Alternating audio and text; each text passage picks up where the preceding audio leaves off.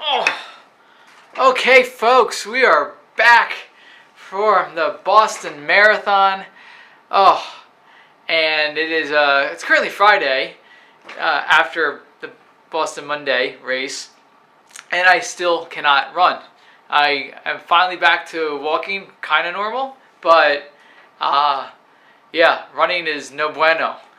And I had to run across the intersection today, and it was painful. My calves hurt, my quads hurt, hips hurt, everything hurts. But I came home with one of these bad boys. Look at that.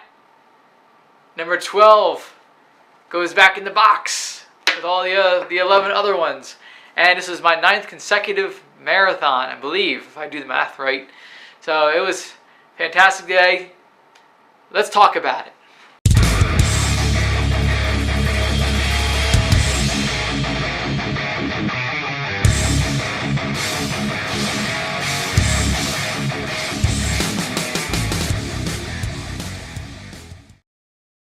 Alright, welcome back to the channel, welcome back to the vlog.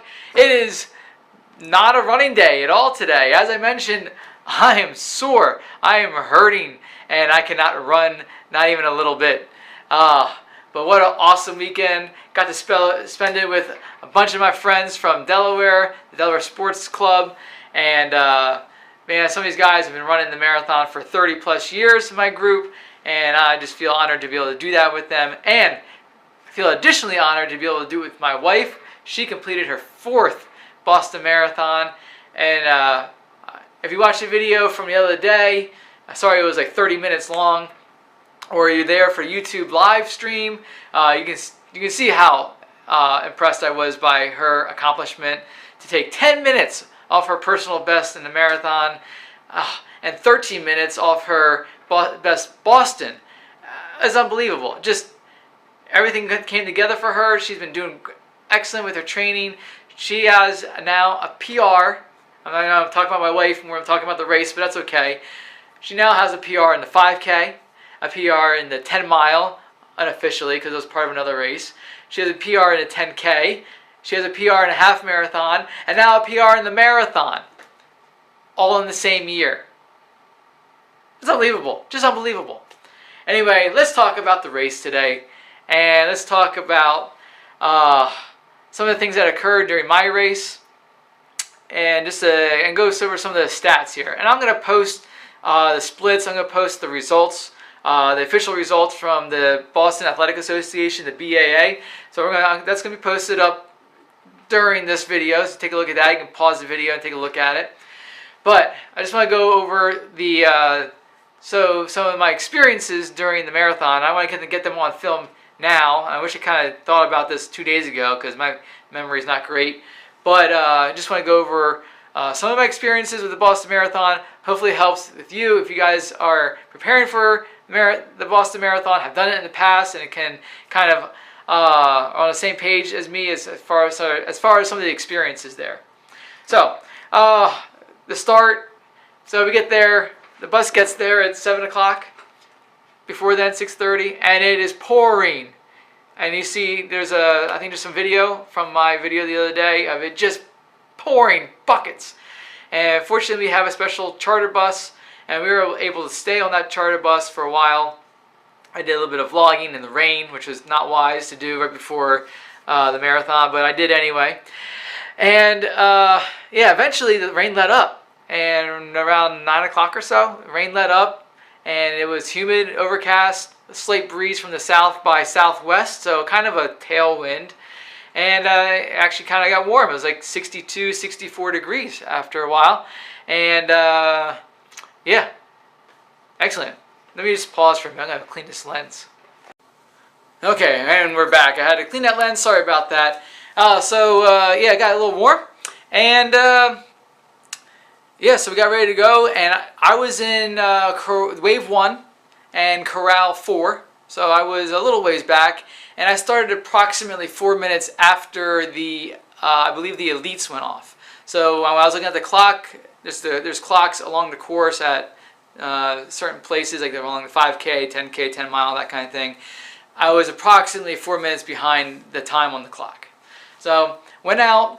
And my goal was to go out conservatively, and I didn't have a choice about that.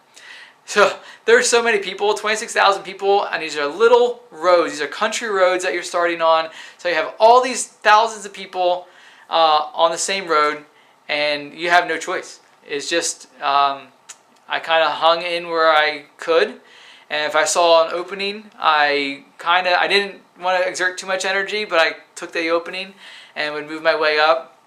But went through the first mile at 6:40, and mind you, my goal marathon pace was 6:20 or less. That was my goal, to average around 6:20 pace.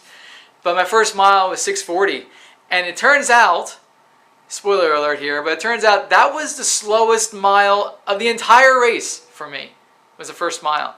But I didn't stress out about it. I've been doing this long enough. I didn't stress out, and I just said, oh, well, you know, I'm going to lose a couple seconds here and there.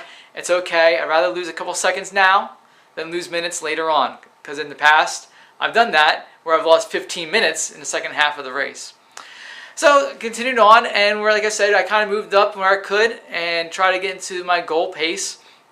And I did, and I will share some of these splits with you as we're talking.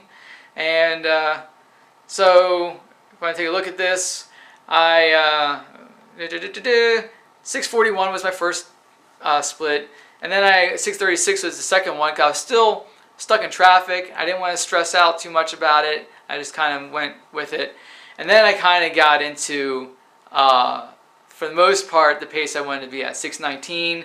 I had 6:29 because there was, I think, a downhill there. And what I did, the other part of my strategy was on the downhills, I wanted to really, really conserve my quads from getting slammed too much on the initial downhills. There's a steep downhill within the first mile or two. There's steep downhills later on. There's steep downhills at mile like 14, 15.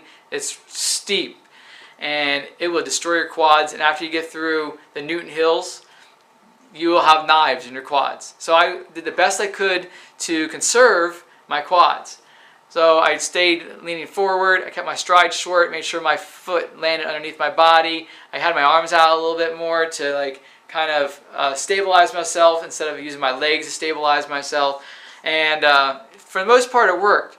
However, around mile 4, I started getting some weird twinges in my calves. My left calf first, and then sometimes in my right calf. And it was unusual. It was something I've never experienced before. And it felt like electrical jolts going from my Achilles up my calf towards the back of my knee. And it didn't happen all the time, but I felt it enough that it was concerning. So I was trying to be real light on my feet and try not to use my calves too much, try not to use my quads too much. And anyway, it didn't really help. My calves became very, very tight by mile 4.5, mile 5. They basically just turned into huge rocks, and they were painful. But I figured, you know, I'm still keeping a good pace. I got here, mile 6 was 6:15, mile 7, 6:18, mile 8, 6:19, mile 9, 6:13. So I'm right where I need to be. I'm doing exactly what I need to do. I'm feeling good. I'm feeling way relaxed. I'm chilling. I'm just chilling. Except my calves were hurting pretty bad. And they got to a point where they just hurt really bad, and that was it. The electrical shocks kind of came and went, and that was concerning, but it wasn't too bad. And that's basically how I sat. I sat there at my 6:15 pace and just try to be conservative as possible for the first 16 miles. And on the downhills, I slowed down on the downhills. I didn't fight the downhills, but I also didn't let my quads get hammered too much from the downhill. So I was trying to be really conservative on downhills, and then I'd make it up on the slight inclines, and on the flats, especially since I'm so used to the flats, I really let it go on the flats to kind of make up a little bit of time without overexerting myself. So kind of being in that sweet spot area that I did a lot of training in. So after mile 16, you start with the Newton Hills. And the Newton Hills, there are 4 of them. 4 hills through Newton that end with the Heartbreak Hill that everybody knows about. So I went through the hills and I worked the hills, and as I got to the top of the hills, I would kind of give a little jolt of energy and increase my stride a little bit more, just to work out some of the lactic acid in my legs, so that I had flexibility and power for the last 5 miles of downhill. So I did that through the 4 hills, and I kept my pace pretty even. So even going through like mile 16 was a 6:19, mile 17 was a 6:15, mile 20 was a 6:24, mile 21. The mile 21, most of that is the hill before Heartbreak Hill and Heartbreak Hill. So mile 21 was a 6:39. That was my second slowest split of the whole day. I went through at 6:39, and I didn't really even focus on my pace during that time. I was just going by effort. I didn't want to be overexerting myself.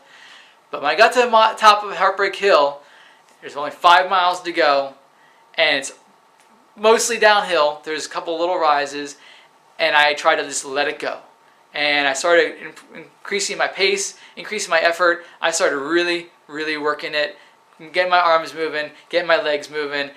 And surprisingly, because over the last 12 years of doing this or so, there's been times where my quads are dead. I felt good, and I started going. Except I didn't hydrate properly, apparently, because as soon as I started going, my quads felt fine. I started getting cramping sensations in my hamstrings, and a little bit of cramping sensation in my calves that were already like rocks. So I kind of had to back off a little bit, and I really wanted to be around 6:10 pace or less, even if I could, for the last 5 miles. But my calves were killing me already really bad, and I didn't want to risk a cramp, because when I cramp, that's pretty much it. The cramp doesn't want to go away then. So coming on downside, mile 22 was a 6:14. Then I had like a bunch of miles in a 6:20, 6:23, 6:24, and that's basically where I sat. I sat in the mid 6:20s at the end, and yeah, I really wanted to be 14 seconds faster than that or more on the downhill. My cardio was fantastic. I wasn't breathing hard. I just had pain in my legs, and I don't know. I'm not sure what the issue was for the calves this year. I've had it happen many years ago, but usually in this race it's quads. Maybe the shoes are getting worn out. These are my second time at the Boston Marathon wearing the Nike Vaporfly 4%, and I don't know, they could be getting worn out. That's probably it for these shoes. Anyway, felt great at the end, except for my legs being really stiff. But yeah, got to the end, felt good, was happy with my time, and like I said, I'm going to post the results here, but my finishing time was 2:47.55, which is an average pace of 6:25 minutes per mile. And the thing that I am most proud of with this is that the time I'm happy with. That's no issue with the time. But I went through the half marathon at 1:23.43. So if you double that, it's like 2:47-ish. So I actually even split the marathon, and I've only really done that maybe twice before. Usually I lose like 10 minutes, 15 minutes more, which is very unusual for me to even split the marathon. My wife also even split the marathon, and which is incredible, but her race was incredible for the whole thing. I mean, she just had an incredible day. So that's about it. Got done, went back to the bus, got changed, walked back to the finish area, met with my wife, and you see on some of the other videos, where I YouTube live streamed her little interview that I did with her to reveal her time, because I knew it was an incredible time that she ran. And yeah, number 12 is in the books. We are qualified for next year, 2020 Boston Marathon, where I can get myself another one of these. And next year, it's going to be on April 20th, 2020. So 4/20/20. Yeah, that works. Anyway, hope that didn't bore you too much. I just want to give a recap on the marathon, my experience with it. As usual, the weather was great. Got a little bit warm at the end. I forgot to mention about that. Yeah, the sun came out a couple times, especially at the end. The sun came out, and it got a little bit warm, a little bit humid, but it didn't affect me too much. At least I don't think it affected me too much, and Surprisingly, it didn't affect my wife, who really likes the cold weather, as I do. But it didn't affect her, and she had to spend more time in that warm weather. So I guess the final temperature, I guess we average around 64 degrees or around 70 maybe. As the high humidity and light breeze that was a tailwind most of the way. So pretty good conditions, not the best conditions, but definitely not 2018 conditions where we had a monsoon. So anyway, look forward to seeing you guys out there next year. Hopefully you guys can make it into Boston if you haven't already. And we have a lot of big stuff coming up with this channel. We are working out a couple things as far as some races and some training and some more marathons. All right, so stay tuned, subscribe, so you know what's happening with this channel, so you know what's happening with us, and a lot of great stuff coming up. So give a big thumbs up on the video, comment down below, what races are you training for? How was your Boston experience if you ran Boston? And subscribe if you haven't subscribed. Until next time, peace.